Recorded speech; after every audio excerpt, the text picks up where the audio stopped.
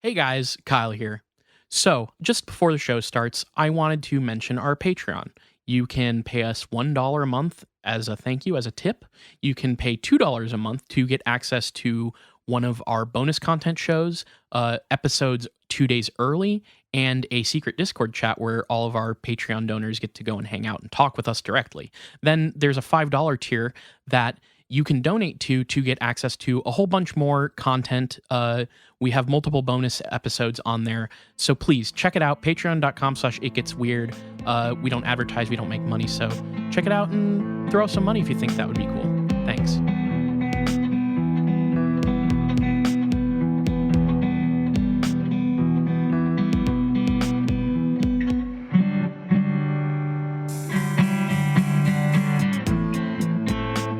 Welcome to It Gets Weird, our comedy show where we explore the unusual, the unbelievable, and the unexplained to try and make your world a little weirder. I'm Kyle. And I'm Niall, and I'm back again with this week's soda review. Okay. A topic that we cover a lot in this podcast. We do. So I finally got I don't know if Kyle can read that. I've heard about this. I got the Dr. Pepper Blackberry. Yeah, this is our official sponsor this week. Yeah, they may not know it yet, but they are. And Dr. Pepper Blackberry review. It's good. Yeah. Might be better, at least like as an occasional thing than regular Dr. Pepper, which I hold in pretty high regard. I do enjoy a Dr. Pepper here and again. But the Blackberry really adds something. It kind of makes me want to try. There's like a blackberry liqueur called I forget the name of it. But I want to put like a shot of that in a Dr. Pepper and see how that functions, because I think it would be a pretty fucking good drink. That sounds good to me. I mean, Dr. Pepper's the king of sodas, nay, the PhD of sodas. And it's true. I find it's so fucked up. I mean, first of all, we seem to have, as a culture, forgotten collectively, maybe collectively unconsciously, that Dr. Pepper is not supposed to be for women. No, only Dr. Pepper 10. Oh, Dr. Pepper 10? Dr. Pepper 10 was only for men. Okay. Which is still one of those ad campaigns where it's like somewhere in a corporate meeting, they had to have been like, you know what? It is probably worth the hit that we'll take in general from pissing some people off on like the main brand to try to get this like sub brand over. And that's kind of wild to me. Like It's like what they should have really marketed Pepsi the 1 calorie cola only to people in the 1%, like in the fucking like highest tax bracket. Yeah. You know, I think that we should really make more very biased soda advertisements. It's such a weird idea. It's sort of like what you're saying reminds me of. Did you ever hear the like quote unquote conspiracy that New Coke, you know about New Coke from the like the 80s or whatever, or 90s? I'm well aware of New Coke, yes. And you know how like there's this story that you can find people say online where they claim that New Coke was a deliberate ploy to make a bad soda so that people would be driven back to original Coke again.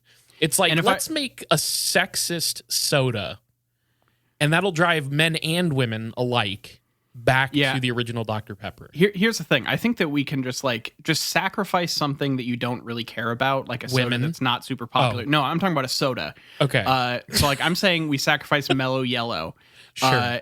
And like, you know, something like that, like a Mellow Yellow or a Squirt, one of the lesser sodas. Oh, I kind of like Squirt. I mean, I have nothing against Squirt, but it's not a high mover, you know? Sure. Yeah.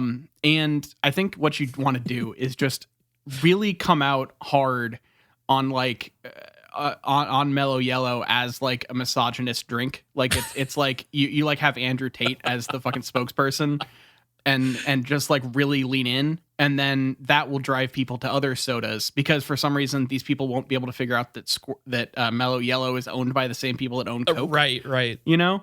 Mellow Yellow. They also think we're misogynists. Exactly. If you hate women, drink Mellow Yellow. That's what Dr. Pepper was doing, and so, but I can forgive their sins when they put out, and you gave me a look, but I know I personally will forgive their sins if they put out good iterations on the original formula, like the Blackberry thing. That sounds fantastic. I've heard it's good. Yeah, the cream soda one is also pretty fucking good. The strawberry cream soda one fucked my life up for like 3 weeks straight because I generally have soda out of my life. I don't really drink it. It went from I don't drink soda, I drink carbonate like seltzer water. Yep. To then I don't really drink that much either anymore because it makes me all bloated. I get an upset tummy. I burp and fart and stuff. So I just drink like water now. But that is that is maybe a special treat for Kyle when he goes to the store next and sees it if it's in one of those little tiny fridges next to the checkout counter. Okay, I might check that one out. So yeah, just don't buy it in a 12-pack because for some reason a soda 12-pack is like $20 now. It's fucking stupid. No, that's normal now. I'm afraid, but it is stupid. Yeah. Well, this has been the advertising corner for the podcast this week. Our favorite bit, fake advertisements. but I bet we got you real thirsty for a Dr. Pepper Blackberry, didn't we? Think about it. Yeah. They should do a crossover. They really missed it. It's launching Dr. Pepper Blackberry when the movie Blackberry came out. That's so did true. A crossover promotion thing. And they really missed out on not putting out the Dr. Pepper strawberry cream when Strawberry Switchblade was still a band. That could have been a good crossover, but they didn't think about it until now. They didn't. They didn't have. Did they have like novelty soda flavors like that, like flavored variants of sodas in the 1980s? I really don't know. I have no idea. Yeah. I wasn't around. So I don't know. Much like actual history, I might know more about soda history than I do actual history. Real history. But I'm not an expert on either. Yeah. Well, we actually have an email this week if you're up for that. It's a good one. It's a good one. So this email says, prepare to feast. Actually, I should pronounce that the way she wrote it. This is from Sid. And she wrote it, prepare to feast. Ah, the elongated. Okay. There's a couple of really good elongated words in here that we'll get to, but Sid says this. Hi, guys. Long-time listener, second-time writer. Oh, shit. This person's emailed us before. I don't remember. Sorry, Sid. I don't remember. I mean, I believe you. A couple of occupational observations. One, I was going to say that I was an archaeologist in a past life, but I realized that with the content of the podcast, someone could write in and it wouldn't be immediately recognizable that the statement is a euphemism. So to be clear, archaeology was my first job. You talked in the last episode about Churchy interpreting Proto-Mayan writings at a monastery in the 1800s, I believe. So this is the Lost Continent Mu stuff. Yeah. I just about spit out my $1 of refreshing cherry Coca-Cola. That's such good synergy with your opening bit.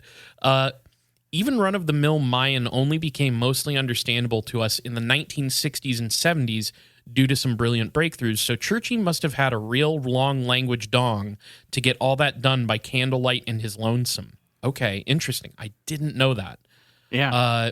2, you guys asked why sunken/lost civilizations were so popular in the mid to late 1800s through until today.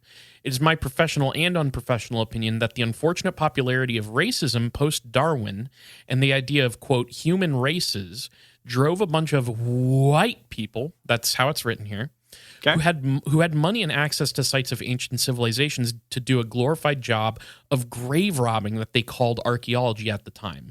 And the things they found, structural, technological, artistic, couldn't possibly be produced by people of color like Italians. I get what she means by that, but it made me laugh nonetheless. When some of their own white ancestors were still herding sheep in the steppes. So it had to be proto-white people who lived on an island that sunk, conveniently leaving no evidence other than the faint traces of them seeding, physically and metaphorically, these most base other races in their early civilizations. So racism. Popular then, popular now. No groundbreaking, pun intended, revelations. Yeah, I mean, yeah. I don't know if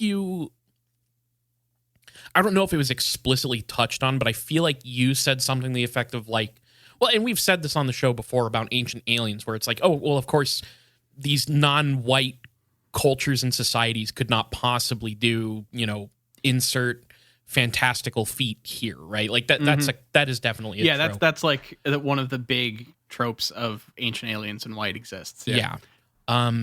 It is funny, like we can't ask like a large scale hypothetical question on this show without it being like, oh yeah, that's just racism. Yeah, white people be wildin'. All right, yeah, that's cool. Yeah. There's a lot of stuff that yeah that can really boil down to some pretty simple explanations. It's really really racism is at the heart of this podcast. It's true. That's so true. The final note here is that it says 3. I'm now a nurse in my current life, and I recently had a patient who was sent to us because he was asking everyone if they were archons. So thanks for setting me up to knock that one out of the park. Signed, Sid. Wow. That is, hey, Godspeed, Sid. And we really appreciate the email. That is, I don't know. I've been in the position of having, I've been in a set. I used to work in a setting where I was surrounded by nurses, and I was sort of I was working at a place like that, and I really don't know, because that would have been pre the podcast. I have no idea what I would do or say if I was talked to by one of the residents about something we would cover on this show. No clue. I have had I've had people I worked with, or mostly someone that from another company that I did projects with, just go wholeheartedly into chemtrail stuff. Yeah, you've told me about this. When that happens, you kind of just like chuckle and nod and like smile. It's not really, it's not really my thing. Like I think that a lot of that, you go. I went kind of mealy mouthed. I probably could have gone harder against it, but I also it was a high profile client thing, so I couldn't. So yeah, that's it's tough. It's really weird to be confronted with these things. I get really mealy mouthed when family asks me about this stuff, because like I try to be earnest when they ask me questions about it, and anything that I say that sounds paranoid or weird about UFOs, I can't give them the hours of context and reading that I've kind of been through, like it's So I just kind of go mealy mouthed and try not to sound like a ranting lunatic on the opposite end of the coin. But that some of them kind of get it. So Niall, this week I found something super interesting. Well, good. That's a good departure from our normal thing. This isn't a particular story necessarily, nor is it an encounter with alien beings or cryptids. It's not that. It's actually a lecture from a guy that I found. That guy's name is Stephen Miles Lewis, but he shortens that name to Smiles Lewis. Okay. So you'll find him going about online under the name Smiles Lewis. So this sounds week like a we're Dick going to Tracy talk. henchman. It kind of does, actually, doesn't it? Send Smiles Lewis after him. That's like it's fucking. Well, he's this week, because it's not one specific story or anything, although there are stories involved with this. It's more, I guess, abstract. It's more about ideas. Okay. It's getting conceptual with us. A little bit, yeah. It's another way to approach the UFO phenomenon and the supernatural that I had never really seen laid out in this way.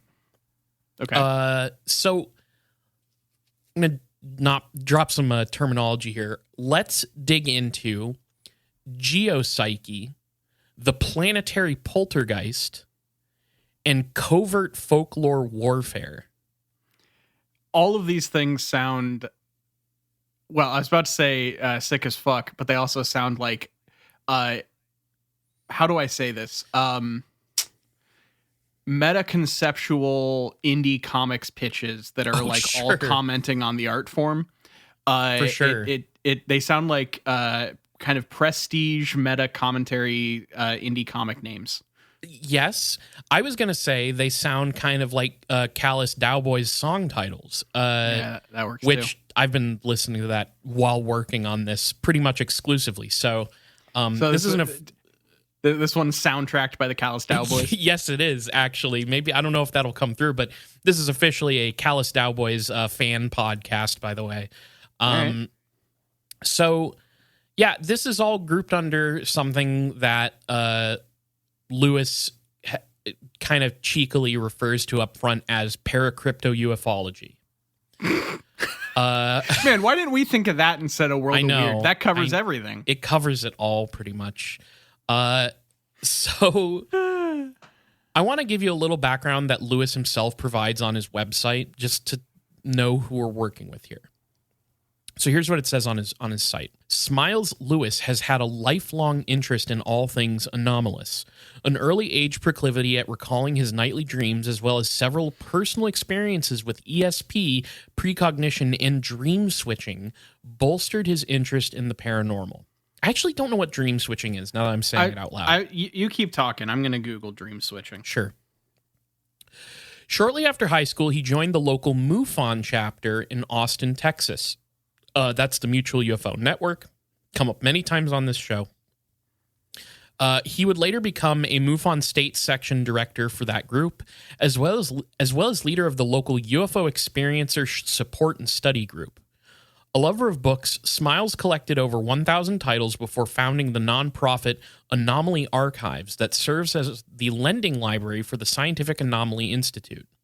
For over 20 years, he has worked with digital audio, video, and other bleeding-edge internet technologies. He has published his own print journal, the ELF-Infested Spaces, edited a local paranormal newspaper, the Austin Para-Times, maintained a large network of websites, organized a national UFO conference, that was, I guess, NUFOC 38, spoken to anthropologists about UFOs and parapsychology, hosted and been a guest on both terrestrial and web radio talk shows, and has been podcasting since before the phrase existed. All these efforts and more have led radio talk show host Robert Larson to describe Miles as a, quote, gonzo alt media proprietor and informationalist. So, okay. He's an interesting guy. Yeah. A basically invented podcasting. Yes. There's a lot of people who lay claim to inventing podcasting, it turns out. But yeah. A funny side note, Niall, but on Smiles Lewis's blog, there's a post from last year about how he and his wife went to go see the George Lucas talk show. Which really? Yes, which, you and Jules have been telling me about. Yeah. And shout out Connor Ratliff and Griffin he Newman. talks about it. He talks about how it was really funny and he had a great time. So that was a weird little thing to see on his website, because I was like, Niall and Jules have been telling me about this. Okay, so it was not immediately apparent there was not like when you search dream switching, a lot of stuff immediately apparent. The only thing that I found was association was like discussion on the DID Reddit about switching personalities and alters between in your dreams. So for people with dissociative identity disorder, but I doubt that's what he's referring to. Yeah, I don't know. It brought up a lot of stuff about lucid dreaming, so it might be related to that. I'm assuming it's a lucid dreaming thing, but I actually don't know. I wonder if it just means that you can switch the things happening in your dream in a lucid dream state, Yeah. Like, you know how you have more control during lucid dreaming? Maybe you can just like switch to a new kind of dream. I don't know. Yeah. So maybe it's kind of like some Freddy Krueger shit, and you can like really make whole new landscapes and shit. Yeah. You become a dream master. And if you don't fear Smiles Lewis, then you trap him in the dream realm and you can attack him directly. Yeah, he can't hurt you if you don't fear him. Exactly.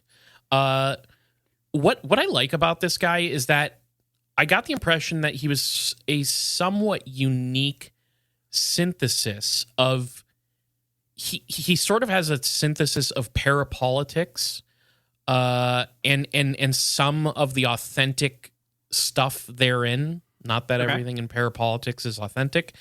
and also just genuinely believes in a lot of the more wilder supernatural and paranormal stuff.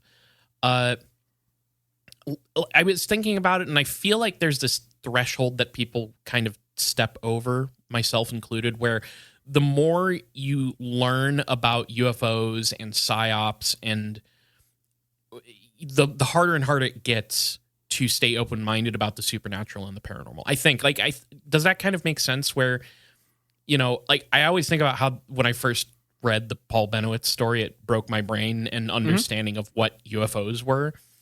And I feel like the more I've gone in that direction, I've become more and more. I mean, I already was kind of becoming more skeptical, but yeah. Did you see what I'm saying? Yeah, like it. Once you figure out how hard disinformation campaigns go, and how like discrediting people by making them sound crazy, you do start to learn that there's a lot more mundane forces behind these things, and I think that does make you a bit more skeptical of when you find new cases and stuff. Yeah, so that makes sense. Yeah. So all that being said, I really do like the stuff that he's saying in a lot of places. It gets a little bit too woo-wooey for me, for my personal taste, but I like what he's saying about a lot of things. Okay. So he opens up in this talk by explaining that he's not trying to convince anybody that he's right about anything, and that we should, quote, run screaming from anybody who's trying to do that. So hey, he's look, just sometimes you get a good point. Sometimes these people make a point, yeah. And it doesn't mean that the rest of the stuff makes sense, but yeah. Oh yeah. So from what I gathered reading this guy's stuff, he pulls a lot from people like Terence McKenna, Jacques Vallée, and Paul Devereaux. So for the listeners who may be unaware, here's a very brief explanation of these three people. So Terence McKenna was a mystic and like ethnobotanist who was very interested in shamanism, psychedelic drugs, hallucinogens, things of that nature. He was an early proponent of the use of psychedelics for therapeutic uses. And he's come up on the show before because he was one of the guys that was there for the acid tests of the 1960s in California, which that's a story that came up during our discussion of MK Ultra, which will be relevant this episode. Of course it will. There's also some whisperings out there that McKenna may have been an informant for an intelligence agency. That's a thing I have to look more into, but I've seen it discussed before. So Lewis makes reference to McKenna mostly to explain the title of the zine that he was publishing back in the 1990s. It's called ELF Infested Spaces, and here's a little explainer from Lewis. Here's what it says. ELF Infested Spaces derives from three sources. First is Terence McKenna's usage of elf-infested spaces in reference to that realm within which he believes UFO/mystical experiences occur and which can be accessed on demand through certain psychedelics such as psilocybin mushrooms and DMT. There's also ELF as an acronym for extraterrestrial life form. Finally are the numerous reports among conspiracy researchers which state that the populace are being exposed to mind control technologies utilizing ELF waves. ELF are those electromagnetic energies of an extremely low frequency. This radiation cannot be shielded against and thus represent a serious threat if they are being used in such an insidious manner. Yeah. So like really, and also like it's tied to ElfQuest, the long-running independent comic of the 80s and 90s. And like really, it just hits all the bases. Yeah. But ElfQuest is sort of like the fourth person in the room beyond Terence McKenna, Jacques Vallée. Mm-hmm. ElfQuest is there. And speaking of Jacques Vallée, he has come up many times in the show. Maybe one of the most well-known of these three. He is the most well-known of these three people I'm talking about, but he is a very well-known UFO researcher. He's a true believer of the phenomenon. He's had his own experience. He's written some of the best text on ufology, at least in my opinion. He's one of the main guys responsible for the multi-dimensional visitation hypothesis of UFOs. And a lesser discussed fact that I always find interesting is that Vallée was a network engineer for ARPANET, which is the Department of Defense's data network that would end up being the prototype for the internet. Right. And then finally, there's Paul Devereaux. I don't know if we've actually brought him up on the show. I knew who he was, but I can't remember if he's shown up in any of our stories. I kind of assume he's popped in once or twice because he's most well known for writing about ley lines in UFOs. And on both of these subjects, he seems a little bit, he seems skeptical about the extraterrestrial explanations, but he doesn't shy away from mysticism. He has some other stuff that he believes.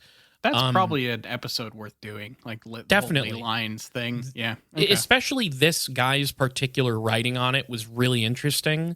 So we should definitely look into Devereaux's writing on ley lines because it's again, it feels sort of, I don't know if skeptical is the right word, but a lot of the writing, as I understood it, is him describing what is not a ley line.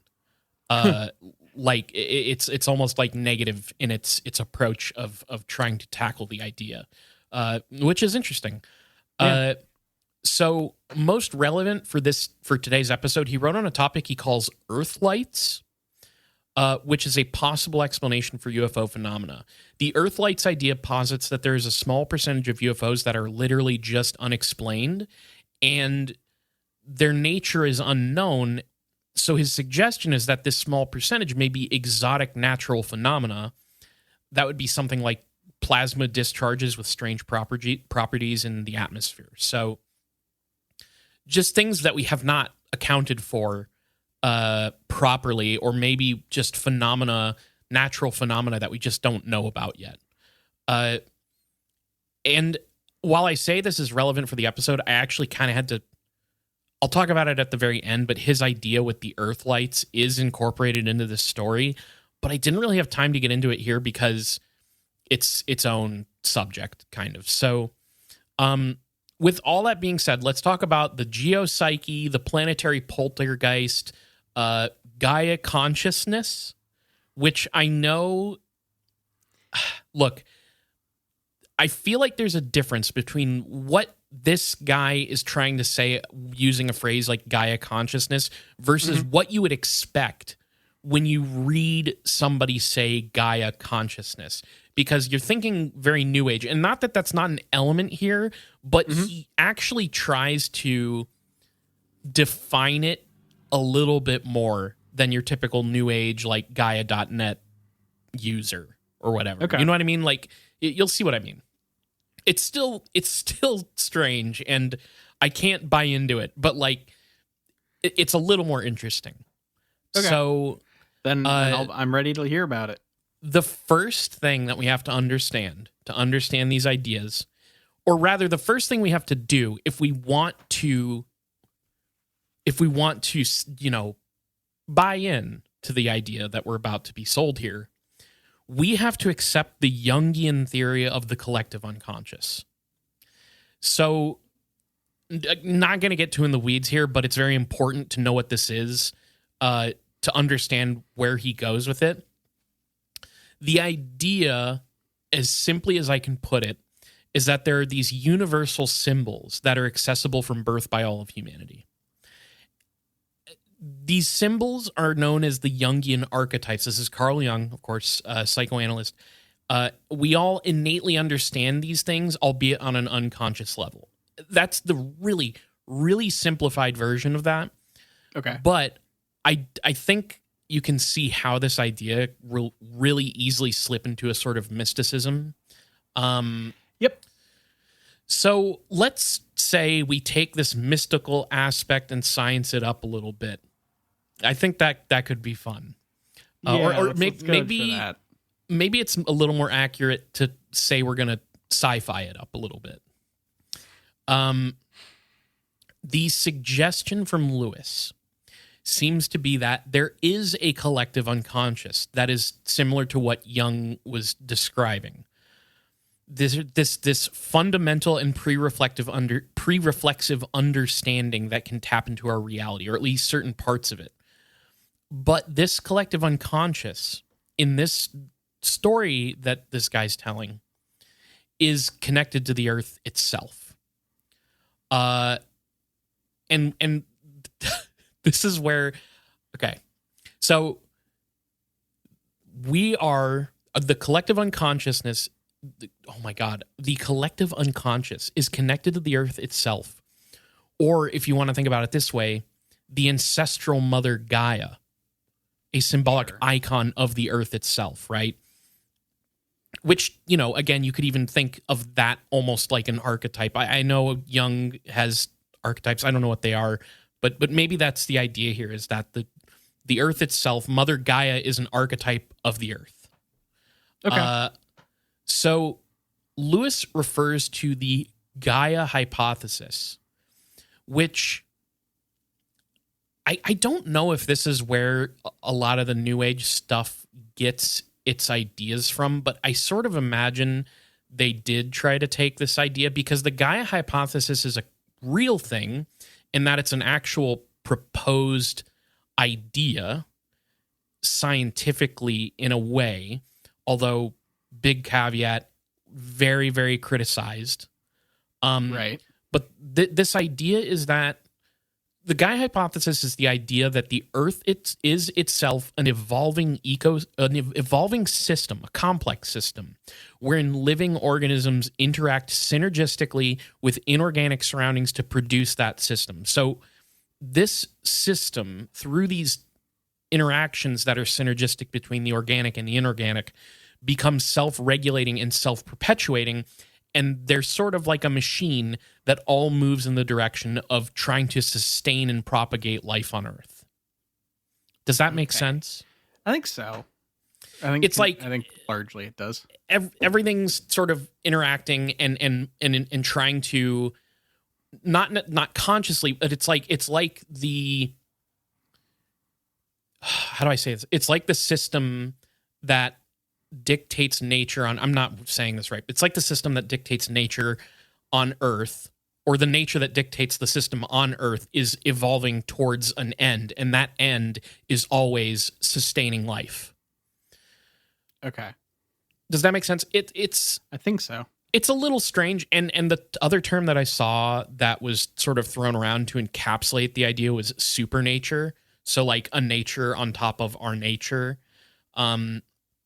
Right? Okay. Like it's weird. Like ego, super ego, sure. Gotcha. It's weird, and like I said, it's a very heavily criticized idea, but I get what they're saying. Historically, I did find that it has been entangled with New Age mysticism, just because when criticized and when brought to, like, I don't know, scientific conventions or whatever, people would automatically assume it was some sort of New Age thing. I was reading a thing about how it like, regardless of the fact that there were people trying to approach this sort of from a scientific perspective, yeah, it because of the name Gaia being wrapped up in the idea, people were just like, okay, these are like New Age people. Okay. Yeah, people just walked past the booth at the con. Like, they're like, I don't need any of that shit. We got real science to get to. Okay, this is my understanding of the Gaia hypothesis. If I got that wrong, feel free to email us. But that was my understanding on the little bit of reading I did, because I couldn't divert an entire day to learn about the Gaia hypothesis, but I tried to encapsulate it. Yeah. Like I said, it's been subject to a lot of criticisms, but so like one of the things that you would just immediately, I think, question is, well, life, if life's always trying to systematically and synergistically through its interactions move towards the self-sustenance, the self preservation of life, then why is it that we have life that is just fucking destabilizing the environment? The Anthropocene, it's a very obvious problem for the idea, right? Like, we're constantly fucking things up. So my basic understanding is that the idea of the Gaia hypothesis is a very shaky one, but it still has flag bearers out there, and I think Lewis is one of them. So Lewis goes on to explain that our bodies and their constituent parts, like the Earth itself, give off an electromagnetic field. And for Lewis and a few of the people he cites as inspiration, these electromagnetic fields in consciousness itself are a part of the interplay within a Gaian system. So what that means is that that system I just described to you of Gaia, consciousness is interwoven into that system. Like, especially if you do have to look at it from an anthropocentric perspective, we are conscious beings, and how our consciousness directs us, that will affect the environment around us. So the idea here is that there is the sort of metaphysical, I guess, if you want to say, I don't like the word here, but that I don't know how else to really describe it. There's this metaphysical aspect of consciousness that is a part of the system. Mm-hmm. And then there is the electromagnetic, the physical, in a sense, aspect that is also a part of that system that acts on us and our minds and our consciousnesses. We're going to get into it eventually, but it's like a feedback loop.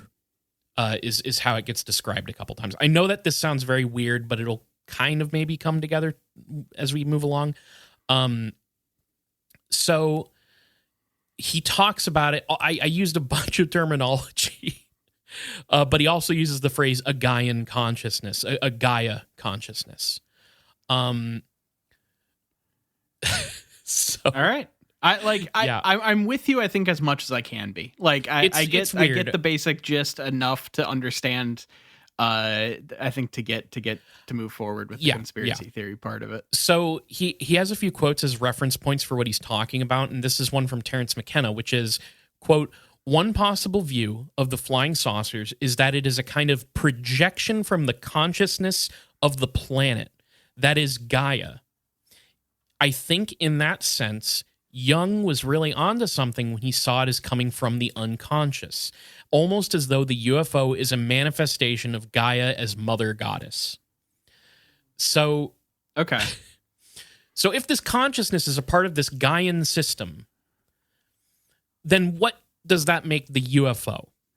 And Jung makes an argument about UFOs being an unconscious thing. We'll get a little more into that, but that's what Terence McKenna is saying here is that we are projecting this Gaia, mother goddess thing, from our unconscious, and I don't want to say into reality, but it becomes a part of it is projected by us in our consciousnesses, whether or not it's, a real, physical craft or not, doesn't really matter. You see what I'm saying? Yeah, so this allows for you saw it and other people didn't because it wasn't in their consciousness.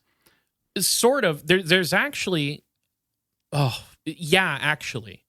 because there's a part where he gets into, and I didn't actually write this down, but it was kind of interesting, where he talks about how there will be abductees who will be witnessed by other people who do not see the same things that the abductee is seeing.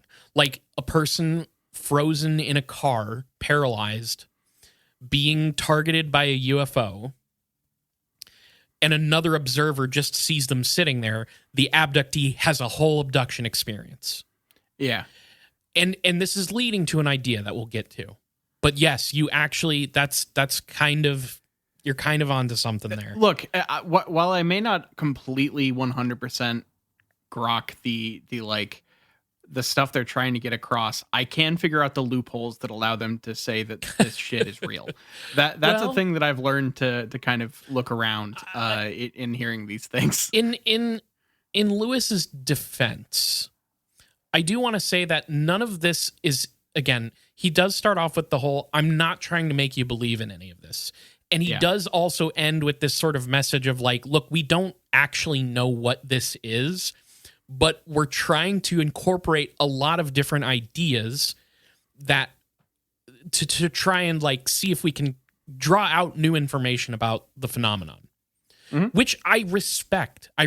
Even though I personally I do not subscribe to the Gaia thing. I respect the idea of let's try and draw out more. It's why I really like Jacques Vallée too, where like Passport to Magonia, where he's sort of talking about this mythology that has been throughout human culture since, before times. and it recurs, and you can tie those mythologies into the UFO phenomenon in ways. Like I respect trying to do something different. It's actually interesting as like a societal kind of reflection. Yeah. Yes. So I have a quote here from Vallée that he uses, which is this. Quote, an alien intelligence, possibly Earth-based, could be training us towards a new type of behavior. It could represent the visitor phenomena of Strieber or some form of supernature, which is, again, Gaia, possibly along the lines of a Gaia hypothesis is what Vallée is saying. Also, you haven't read Communion, have you? No. I've read Communion. Strieber is really... He never tells you what he really thinks they are, but in a lot of ways, he does sort of suggest that they're almost...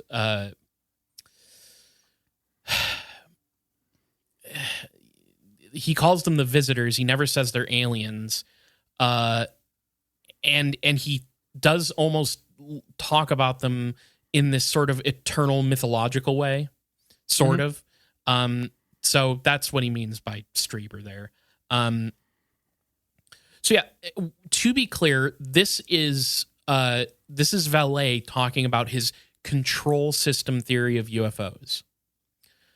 So I'm gonna have Vallée explain this idea in a little bit in brief himself. So this is from his paper that I got the other quote from. This is the 5 arguments against the extraterrestrial theory.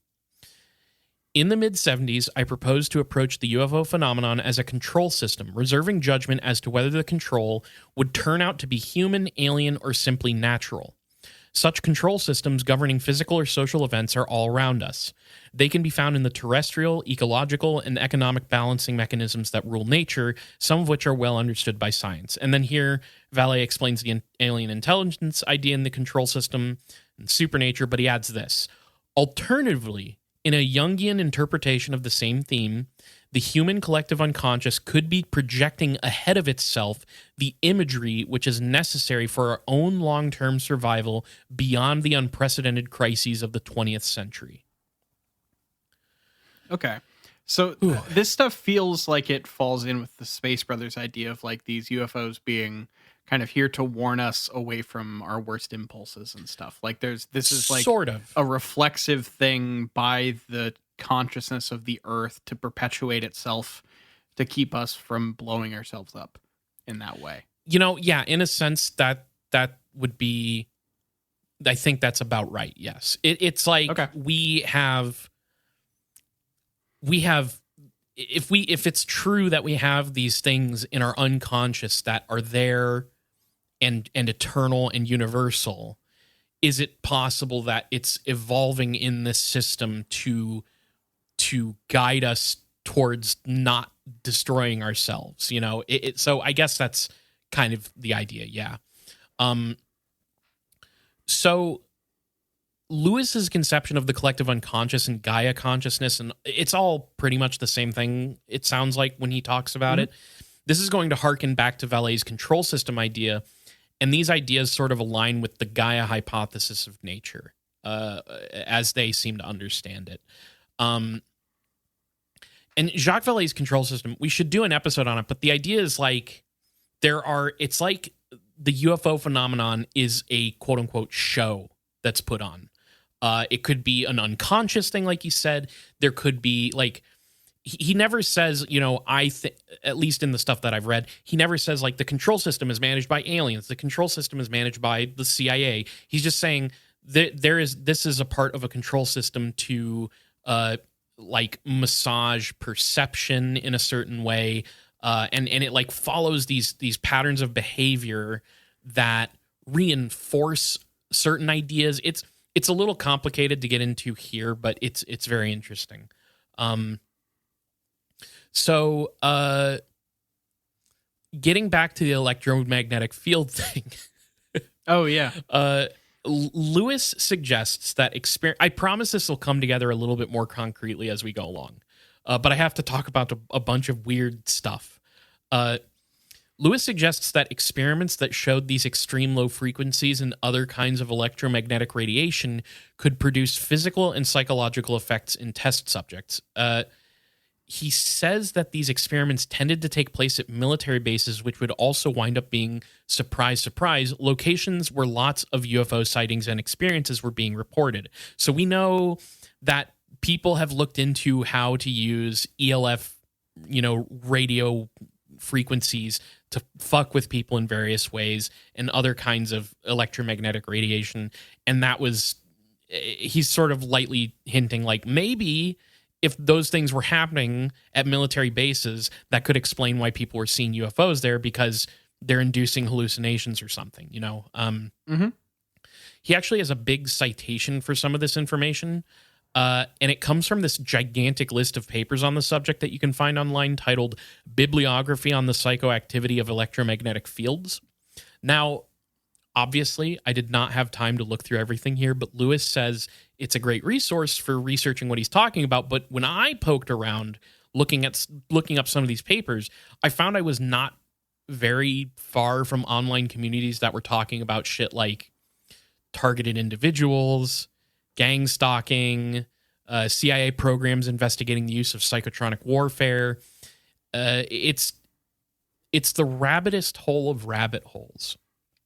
And fantastic. He mentions like the targeted individual thing at one point, but I don't think he's like a proponent of the gang stalking theory of reality, But he does cite some things that we've talked about before as like, well, how much are these harassment programs like? We don't know the full extent of these things, but we know that they've happened. So like, I don't know.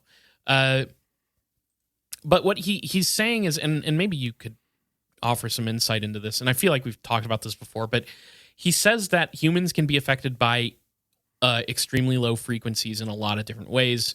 Some of those ways would be producing auditory and visual hallucinations. Now, do you know if there is a lot of truth to that? Because I did see that there were these papers about researching that stuff, but I don't know how true that is. Yes. So I don't know. Don't have firsthand experience on the hallucinations part of it, but I do know that there are specific frequencies that get pumped into pretty high end haunted houses. Okay. To that kind of mess with your brain chemistry and make you feel like, think about how whenever you're standing at like a show and the subwoofer is really fucking loud and you can feel it, like you can feel it hitting you. Yeah.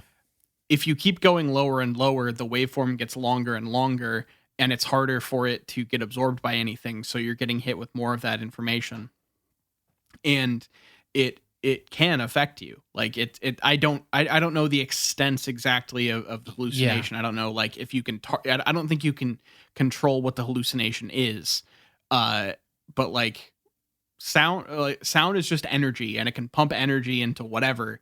And so like, it technically, that there is truth to that. See, I knew you would have something good to add there, but the thing that my mind went to was the drugs from the 2000s. Yeah. You remember that shit? I feel like we've talked about this on the show before. We have. We've eye-dosing. Yeah. Which, like, I remember that happening, and I remember listening to it and not feeling anything, obviously, but I'm curious, I'd be curious to know more about this, because this is an area that I really know very little about. Like psychoacoustics is a whole thing. Like it's I don't know everything about it. It's not a place that I'm an expert, but it's something that I bump up against every once in a while. Sound can be a pretty powerful thing, which is why like the beam weapon stuff is like funny. It is funny, but it's also like I don't know. a lot of like most people don't really know what it is. Yeah. So everyone's idea of it is so fucking weird. And yeah. Anyway. Well, what this is, sound waves are powerful. Go for that. What this is sort of leading to, and we're headed. This is the way we're headed. Is the question of I'm going to plant this now. I bring it up later, but I'm going to plant it now so that maybe it locks in some of the stuff we talked about. Mm-hmm. If we have these electromagnetic fields from our bodies that interface with our minds and our consciousnesses, and those things are connected to the earth, and there is a collective unconscious that does, we all share. Can you use something like a low frequency, wave to target a person and shape what they're seeing or feeling or doing? That's kind of where this is going. Yeah, I'm not asking for an answer. I'm just telling you that's the idea. Yeah, I'm not saying it's true. I can see where the hypothesis would come from. Yeah. With all that in mind, yes. Yeah.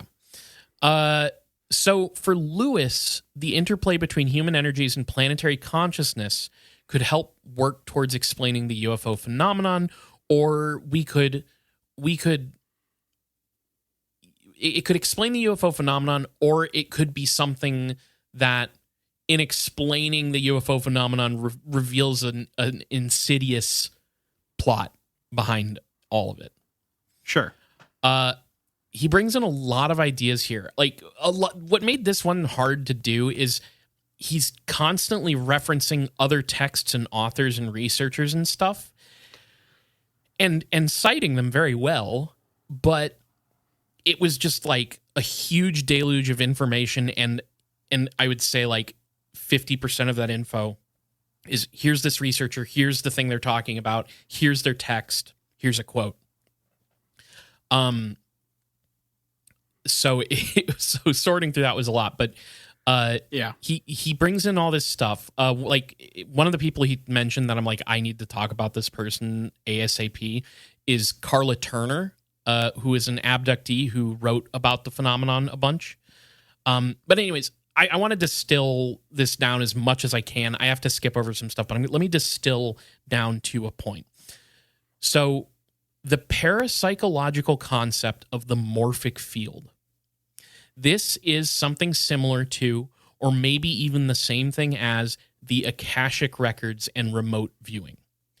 The morphic field is an idea that, again, very well criticized as pseudoscience, but nonetheless, it's put forth by this parapsychologist named Rupert Sheldrake, and it claims that all of nature inherits collective memories from all previous things of the same kind. So we would be inheriting memories of the people before us. The trees would be inheriting memories of the trees that came before it. I think is sort of the idea. Everything inherits a memory. Okay. How specific do we get here? Like, is all humankind, or is it every tree, or is it just like spruce trees get spruce tree memories? I think this is supposed to be everything of the same. It's not that specific, but I think this is supposed to be everything in reality. And it's sort of funny because there is a very real discussion that could be had, not about memory necessarily, but the idea that consciousness is in part slightly imbued in everything in reality.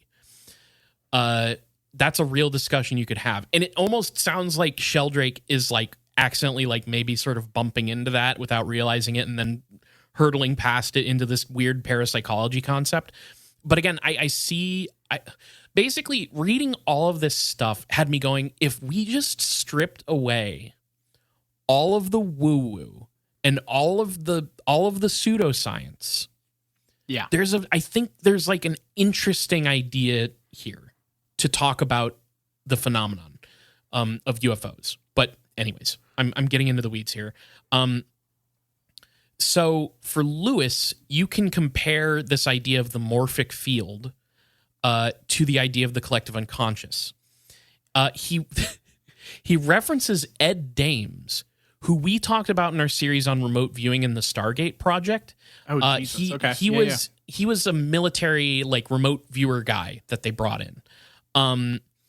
He specifically references this incident where Dames is tricked into remote viewing a mythological character. And when he remote views this mythological character, he doesn't realize what he's being tricked into remote viewing. He interprets it as an incoming Cold War Soviet attack against the United States. The object that he was being told to view was red and flying towards the US. Okay, it's a Soviet missile. Mm-hmm. But what they were actually directing him to do is to remote view Santa Claus. That's funny. Yeah. I like that. But what come from a cold place. yeah, it's so funny. Like what Lewis wants to ask about this though is what if he really was remote viewing something mythological? Like what if Santa Claus as a mythological idea is part of this field of consciousness that we're tapping into? Like because it's become this symbolic unconscious thing for humanity. Do we know about Santa Claus the moment we're born? Like we just it's just submerged into our unconscious. That's the idea. We've kind of created a Santa Claus tulpa.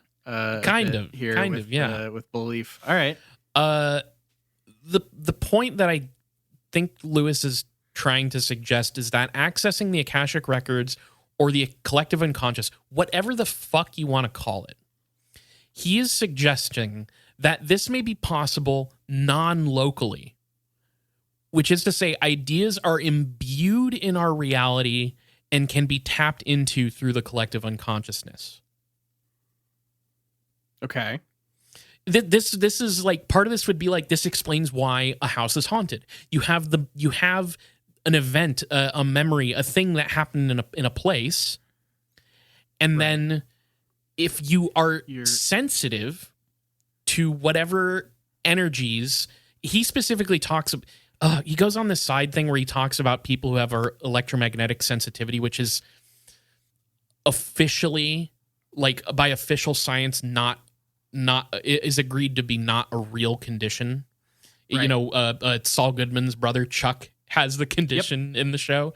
But he's saying like, people can maybe tap into that stuff.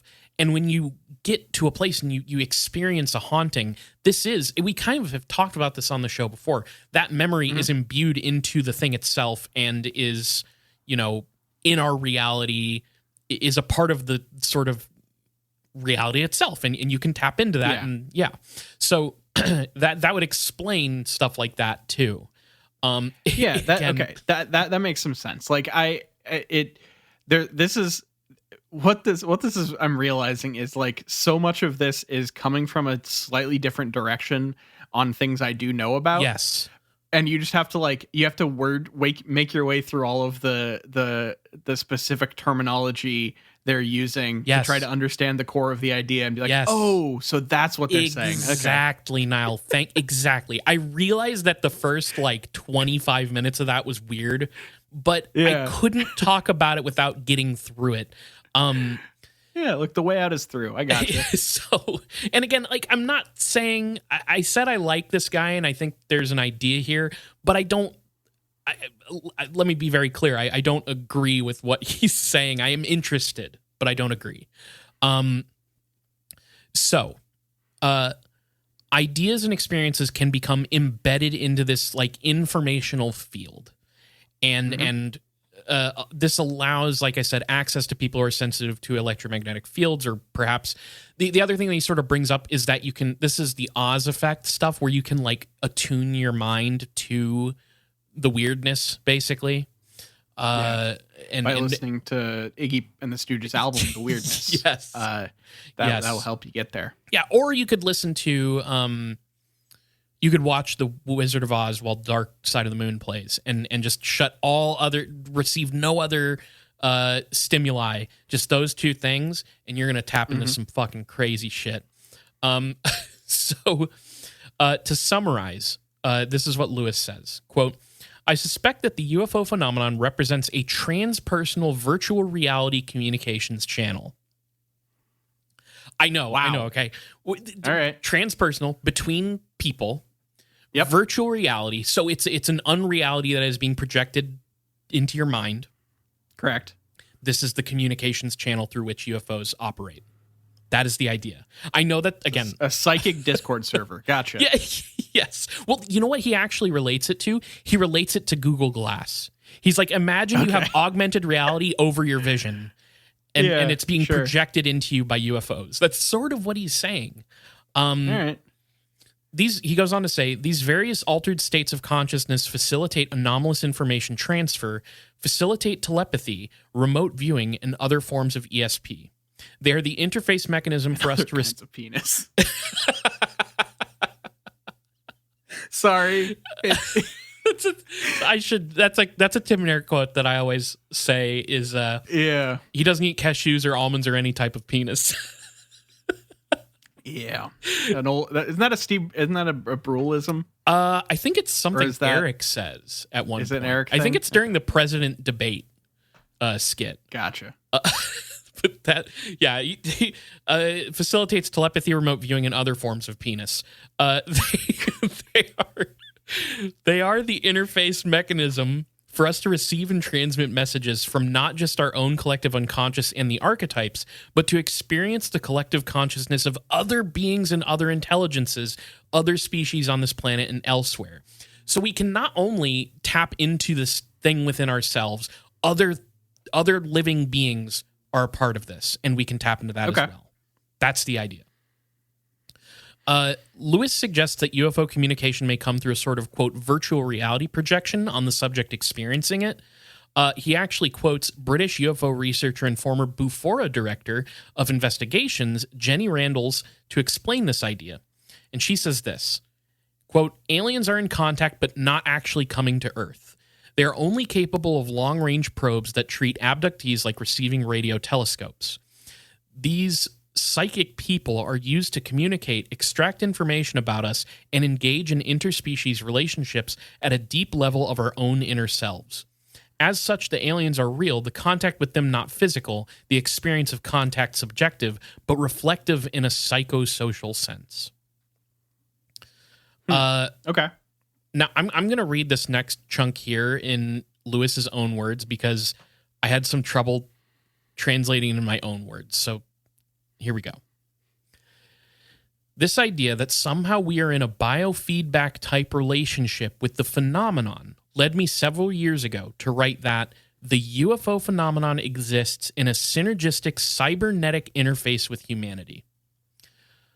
Whatever the true nature of UFOs, they interact with us within several different milieus, all of which are influenced by the media and culture. This media and culture in turn feeds back into the phenomena in a continuous cycle. So this is the feedback loop thing. This is like we are receiving... I find the cybernetic thing a little odd because I don't know exactly what he means by that, but if you think about the idea of the Gaia hypothesis of like this interaction that's synergistic and moving towards an end together, if you take that idea and then also say this also works with consciousness and electromagnetism, and then say, well, if that's the case, then everything is a part of that system, that would mean that you have aliens consciousnesses that are a part of that system and can sort of feed into your feedback loop. Okay. And then on top of that, we also have a media, pop culture that influences our perception of these things. And we're just trapped in these, like, I don't know, this feedback loop of communication that may not be totally conscious for us at all times. Okay. So he goes on. Man, this almost this is making me feel like I need to finally try to work around that Grant Morrison episode. they talk a lot about like the collective unconscious stuff and like the UFOs as this kind of like metaphysical type thing. Yes, is very that was kind of in the air at the time. Yeah, I guess so. Well, it does, I think, come a lot from the Carl Jung text, because Carl Jung wrote a book on the UFO phenomenon that I really need to read. I don't know how I feel about the Jungian collective unconsciousness thing. I feel like I need to learn more about it to have a real opinion on it. But that's all tied up together because Jung was very much talking about this stuff at the forefront, really. He goes on to say this: we could be interacting through this phenomena through the transpersonal channel that I've been trying to describe here, with various aspects of our own individual unconscious, the collective unconscious of the entire species, to family, city, state, creed, nation, race, geographical area, species, biosphere, and the universal. Our collective anxieties are psychically manifesting in a worldwide type of poltergeist activity that causes physical manifestations. Okay. So this feedback loop that is allowing our unconscious anxieties about life to sort of breach into reality in a way is creating poltergeist activity. It's like think about UFOs and objects that would hover or all these weird things that would happen surrounding UFOs that are poltergeist-like.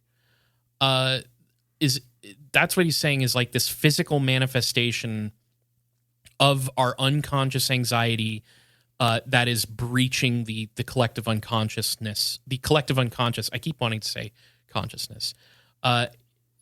He goes on to say this: if there is such a worldwide phenomenon of Earth energies that is tied into some sort of geopsyche, and that is connected to our collective anxieties, could that channel and the Earth energy organelle programs of sociocultural control flowing through it have been hijacked by human agencies for nefarious purposes? There's the real question. Yeah. Is the government controlling the geopsyche? It's, I kind of have to figure this is the direction we're headed because I did bring up the fact that MK Ultra will be relevant. Yeah, I've been waiting for that to drop because there are some ideas here that feel I don't know, spiritually linked to if you have like the when there's an image and then someone like does like a black and white inverted fried version of that image and one's the evil one. Yes. Like MK Ultra programming feels like almost like the fucking straight up evil flip of this like collective unconscious. Yeah, it's the deep you're like fried programming version. these things in that like will influence you, but as like a awful thing. Well, and that was one of the things that he says when he talks about ELF is that he would also read often about ELF's mind control in the UFO phenomenon, especially during the 90s. So yeah, this is a thing that he has been thinking about for a long time. All right. He quotes Vallée to highlight the point he's approaching. So Vallée says here, quote, "I believe there is a machinery of mass manipulation behind the UFO phenomenon. It aims at social and political goals by diverting attention from some human problems and by providing a potential release for tensions caused by others. UFOs are real. They are an application of psychotronic technology. That is, they are physical devices used to affect consciousness. They may not be from outer space. They may, in fact, be terrestrial-based manipulating devices. Their purpose may be to achieve social change on this planet." So now we're taking that left turn into the territory where we're going to end this episode. That is the covert folklore warfare. Hell yeah. Probably the coolest term you've thrown around in this episode so far. Yeah, I really, that's what got me to keep reading this story is because covert folklore warfare was one of the first things mentioned. Yeah, look, under the secret department of covert folklore warfare, Paul Bunyan is fucking doing work. Yes, in the woods. Paul Bunyan's on standby until like a Fed comes in and is like, "Paul, we need you." And they send him out to Paul Bunyan is like the Captain America of that department. They just drop him from a black silent helicopter into the middle of West Virginia, and he goes fucks with some locals or whatever. Yep. So Lewis spends some time talking about MK Ultra and the relationship between mind control and UFOs. We've covered a lot of this, so I'm not going to go very in depth on it. If you want to know more about that stuff, go ahead and go check out our MK Ultra series and all that. He explains that alien abduction experiences may be the result of continued MK Ultra style experiments on the unwitting populace. Again, this has come up. The UFO phenomenon may have been manipulated by intelligence agencies to conduct psychological warfare on the Soviets during the Cold War, as well as the American people. And then more broadly, right? We've been there. We know all about this. Old hat. For real. Getting old. Tell me something I don't know. Well, he also mentions a topic that I'm calling dibs on right now. Right now. You do not get to do this topic. This is Martin. Hey, hit me. What do I have to avoid? Have you ever heard of Martin Cannon and the Controllers? They're my favorite new wave duo. It's honestly, that would be a great band name. Martin Cannon and the Controllers. That would be sick. Especially once you find out what this is, which we're not doing it today. But given everything that I just described, I think you can get the vibe. Yeah. All right. He also mentions a book that I have sitting on my shelf right now, which is Helmut and Marion Lammer's MILABs, Military Mind Control and Alien Abduction. So this is taking the alien abduction phenomenon and trying to see if we can find out how it lines up with these like military operations, right? And Martin Cannon's Controllers, it's in a similar place. So hey, look, I think I showed you some excerpts from that book, and you're like, wow, this book was made for you. I remember believe. You said that it was that book. Yeah, that one was Kyle coded for sure. Yes. So I'll definitely be touching on those sometime soon, I'm sure.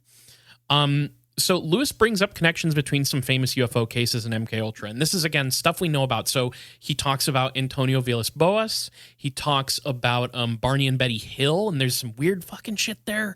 There's some really strange stuff there, and then of course Paul Benowitz. He talks about the classics, but he mentions one that I had never heard being tied to MK Ultra until now. Okay, what is it? Now he had extra information about the Pascagoula aliens. Oh, really? Yes. So, in very, very short summation, these were alien entities with claws for hands and elephant-like skin. They were seen by these fishermen out in Pascagoula, Mississippi, back in 1973. And Lewis says this. According to Hank Albarelli and Zoe Martel, they've talked to researchers who were chemists at Fort Detrick, which was the testing ground of so much of the chemical warfare research that was part of MK Ultra. And they make the claim that this was somehow part of that experimentation. They say that, quote, former Fort Detrick researchers revealed an odd experiment that took place in Pascagoula, Mississippi, and produced one of the most puzzling UFO and strange entity cases on record in America. They go on to state, quote, that the pier was not far away from a former Fort Detrick research site, Horn Island. Dietrich microbiologists conducted intensive experiments on the islands involving human research subjects and a number of natural hallucinogens, as well as advanced neuroscience techniques aimed at the objection. I think that means object. Aimed at the object of producing previously unexplored and unique psychological warfare methods. So interesting. It's maybe a stretch to say, well, this explains the Pascagoula aliens, but it is weird that there was such a unique and strange alien case right around where Fort Detrick shit was going down. Because we talked all about Fort Detrick and all that shit in the MK Ultra episodes.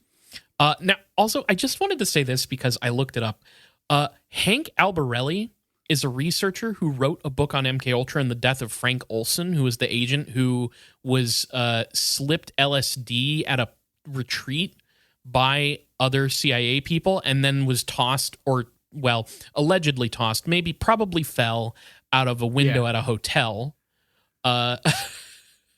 because he wanted to split from the program because he was questioning its morality and ethics.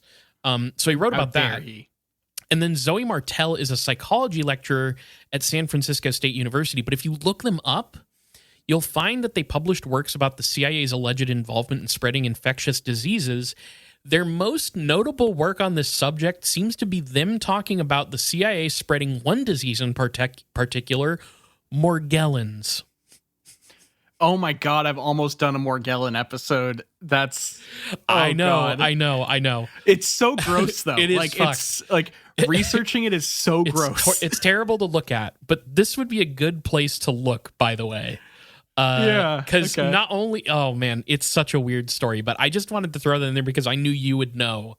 And folks out there, I can't recommend looking up Morgellons on image search, but just, it's a fucked up disease that people very much question whether or not it's real. It's sort of like an old, it's almost like, what was the thing that they were blasting people with in the last couple of Havana? It's like Havana syndrome, but with fibers. It's like if Havana syndrome was worms. Yeah. So, oh boy, how does everything we've just discussed here connect? Good God help me. I don't know. Well, Niall, if our consciousnesses are in this psycho-electromagnetic feedback loop, and if this loop has been hijacked through some means, could it have been hijacked by people who are trying to do some MK Ultra type mind control shit to the people? The idea is that if any of what we discussed is true, then the people who want to control public perception would effectively have the ability to manipulate the collective unconscious. The final section gets into the well-known idea that to unite people, we need a common threat to point to. He cites a bunch of people who have been like, if we want to unite humanity, there needs to be a common threat. And, you know, there's the Ronald Reagan quote about we need an alien threat to unite everybody. Yeah. So this all like dovetails into him talking about do we see as it being a necessity to have a fake alien threat so that we unite and protect our world from that threat? It is okay. If it turns out that you could sum up most of like the CIA's exploits for the last, like, I don't know, 50, 60 years with the plot of the comic book Watchmen, I will be. I've long said that conspiracy stuff is interesting because it tries to turn the real world into fantastical storytelling a la comic books. But I guess Alan Moore will stay undefeated if that's if there's evidence to point to that. There's a whole section here where he's talking about like mass media manipulation that can feed back into our feedback loop and all that, and how like. He talks about real things like there was like I think an animator or somebody at Disney or maybe a business guy at Disney who worked with Werner von Braun back when he was over here doing shit with us. Basically like none of it is all that conclusive, right? Because how could you possibly be? But it's just like, well, here are examples of how we are creating this. He mentioned something that I didn't have the time to look up, but now I'm going to, and I'll get back to you on this. He mentioned that there were schools doing faked UFO crashes, like kids' schools that would have like faked UFO crash events. I don't know about that. I have not looked into that. Gotta look into that one. I'm gonna have to look into that one because that sounded really, really wild to me. But he's getting to is like we are sort of perception. It's sort of a perception management of what UFOs and aliens are so that they become this common threat to all of humanity.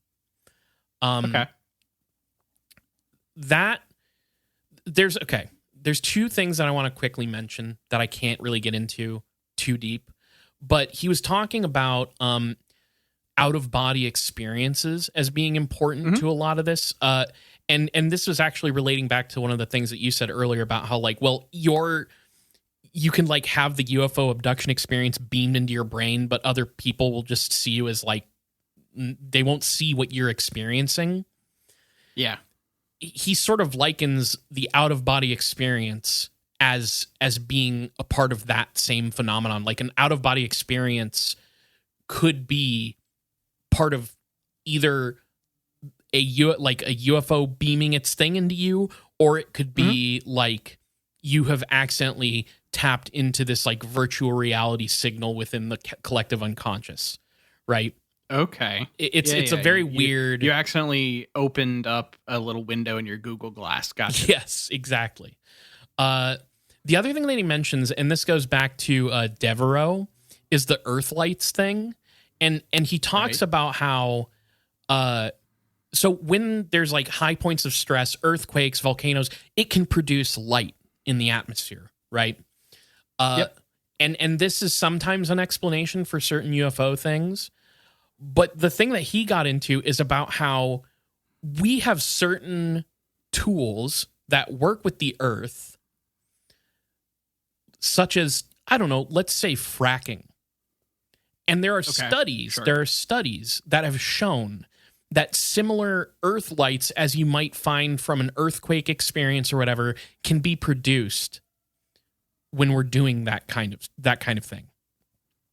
And so what the suggestion from that is that we could manufacture that experience of the earth lights in the sky that get attributed to UFOs.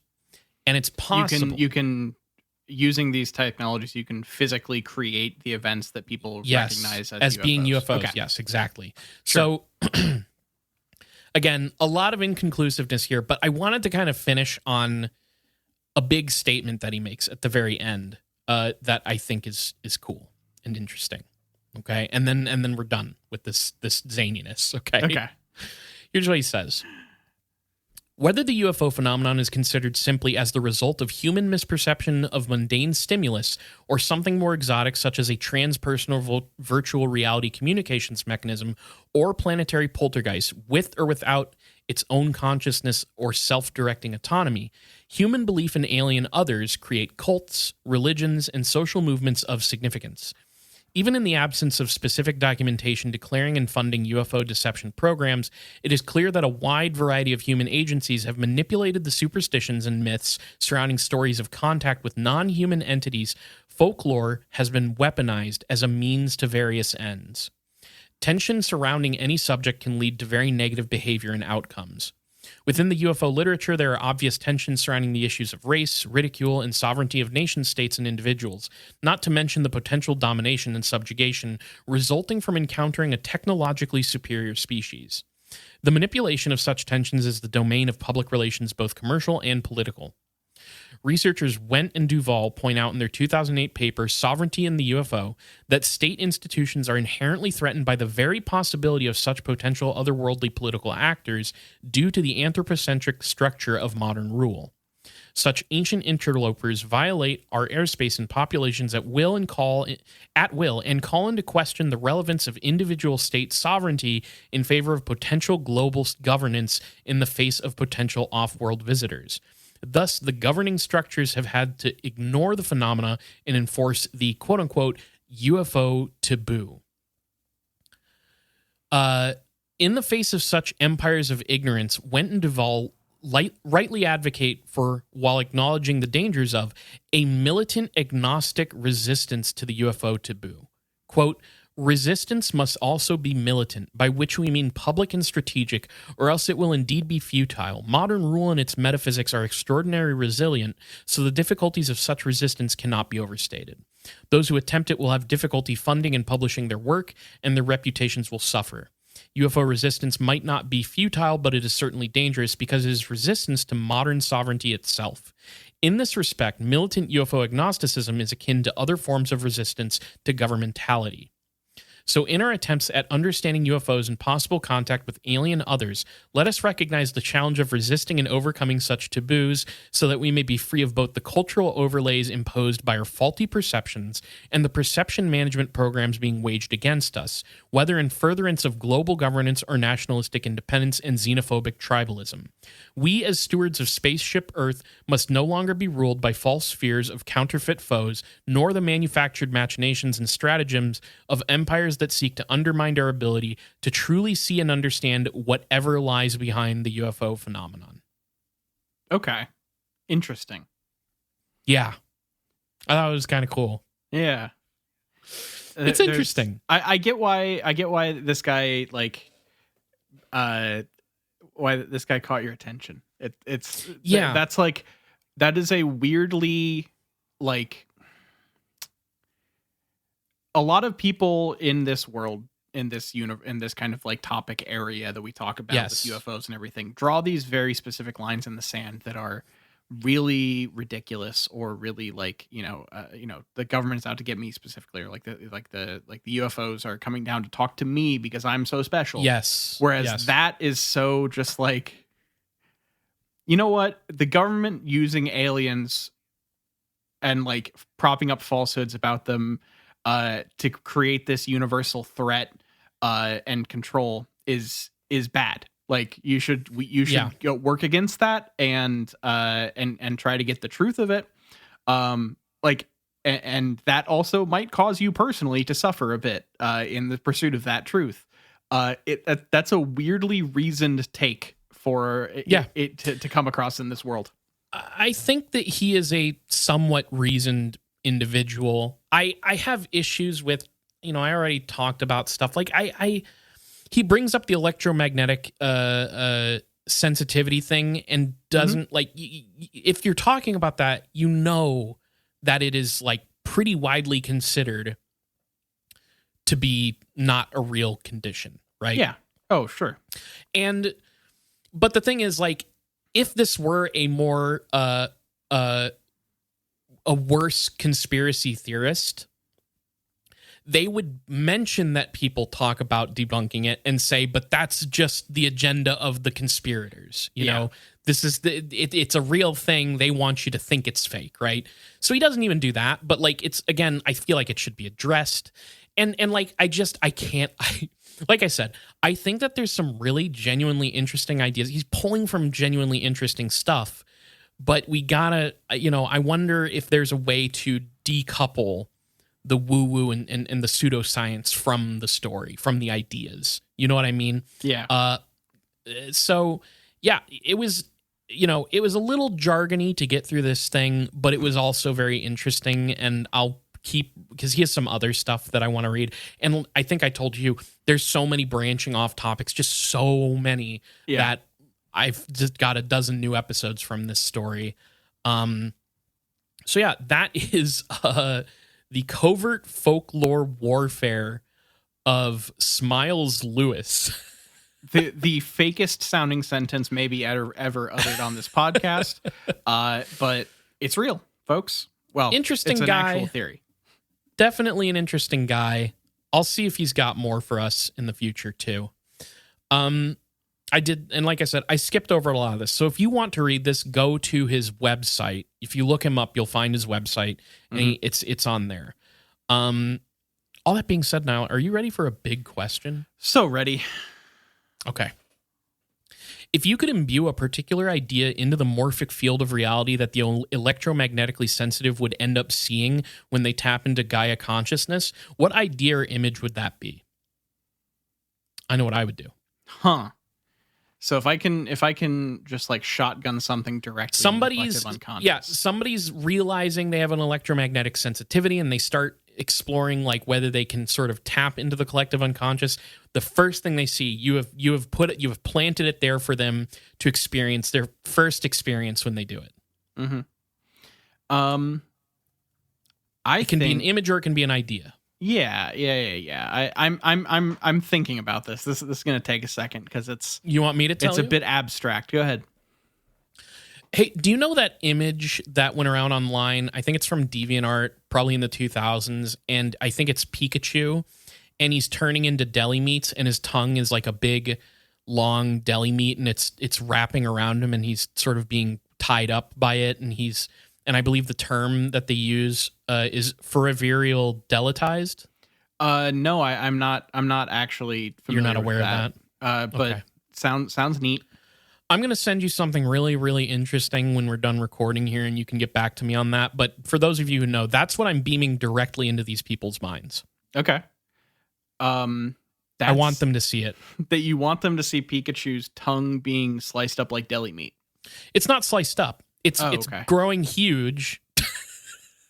It's growing huge. Yeah. And he's being like He's being wrapped up by it like a rope would wrap you up. Oh, and he's turning into deli meat. He is foreveral deletized. He is turning into deli meat. Okay, not his tongue is being used. Okay, interesting. You find things being turned into food as a fetish so interesting and funny.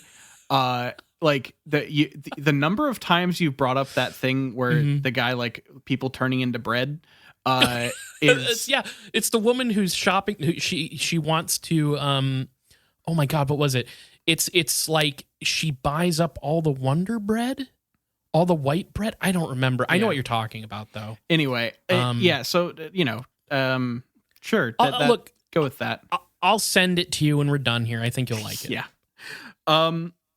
Wow. I was thinking about things, and then you brought that up, and I had to. My brain kind of took a jog in another direction for a minute. I think I'm gonna go ahead and go with like a classic. There's an image at the end of this is spoilers for people who haven't caught up on the Heisei era Godzilla films. There's an image at the end of the Heisei era in Godzilla versus Destoroyah as where Godzilla is like melting down at the end of the movie, and his son has been killed already, basically. Oh no! And what? Godzilla literally sheds a single tear. Oh my God! And I think that is it. Like all of the things. No matter what I say about like the movie, if I tried to describe this very actually legitimately emotionally moving moment, it's going to be it'll be very hard to take seriously because it's like a fucking transforming space evil crab monster killed Godzilla's son and he's melting down. But anyway, it is genuinely moving, genuinely great. If they had actually wrapped up things like they thought they did in Godzilla, the Roland Emmerich movie hadn't been atrocious, it would have been a pretty fitting end to an era. Okay. So I think I want to beam crying, mourning Godzilla into people, into the collective unconscious. You're trying to hurt them. You're going to cause them emotional pain. But I guess I think it's deep emotional pain that's important. Yeah, it's genuinely very moving. And I think that it's just a good thing. I think it should be part of the collective consciousness under the unconsciousness, I guess. You know what I'd really like to see is Godzilla's tongue growing into deli meats and wrapping around him and making him become foreveral deletized. Yeah, I bet you fucking would, you freak. Like, no, I'm kidding.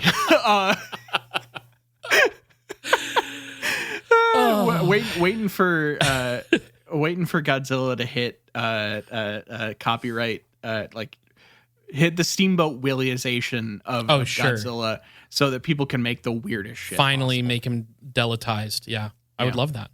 Yeah. You ready to wrap this son of a bitch up? Just like Pikachu being wrapped up by his own tongue, I'm ready to wrap this episode up. So if you want to follow us on social media, we're on Twitter at IGW Podcast. You can follow us on Facebook.com/ItGetsWeirdPodcast. And follow us on whatever your podcatcher of choice is. If you look up It Gets Weird on wherever you listen to podcasts, we're almost certainly there. Twitch.tv/ItGetsWeird. I've been streaming there. It's been a lot of fun. I'm playing Nuzlocke with Nuzlocke Fire Red with our good friend Colin. So that's been a lot of fun. We're maybe going to do some new special streaming stuff on there as well. We're on... It's called Blue Sky. That's what it's called. We're on Blue Sky. It Gets Weird. Kind of trying to transfer over there. Give it a, check it out. If you want to email us at itgetsweirdpodcast@gmail.com. If you have something cool to tell us about or a good story, or you can tell me about what I got wrong in this episode, because I'm sure it was a couple things, just hit us up at itgetsweirdpodcast@gmail.com. Just let us know how we should address you, and we'll probably read your... I really think we have like a near 100% hit rate of reading people's emails out loud. There's like maybe 3 I can think of that were directly people trying to communicate with us that I did not read out loud, and we had good reasons for not reading that out loud. You know who you are. You know what you did. But be chill. Just be chill. Yeah, be chill. Yeah, that's a good good suggestion. Everybody be chill when you email us and send us something cool, okay? We'll read it out loud. It'll be a fun time. Just hit us up. Patreon.com/itgetsweird. This is the most important piece of information you can take away from this ending bit from our podcast. Go to patreon.com/itgetsweird. We have a $1 tier, a $2 tier, and a $5 tier. $1 tier, that's just a tip tier. You're saying, hey, good show. Thanks for doing what you do. Here's $1. But if you want the bonus content, we have the $2 tier and the $5 tier. At the $2 tier, you get It Gets Weird TV, where right now, Niall and I are at the tail end of Neon Genesis Evangelion, controversial anime, beloved by many, detested by some, indifferent, a good portion of the population as well.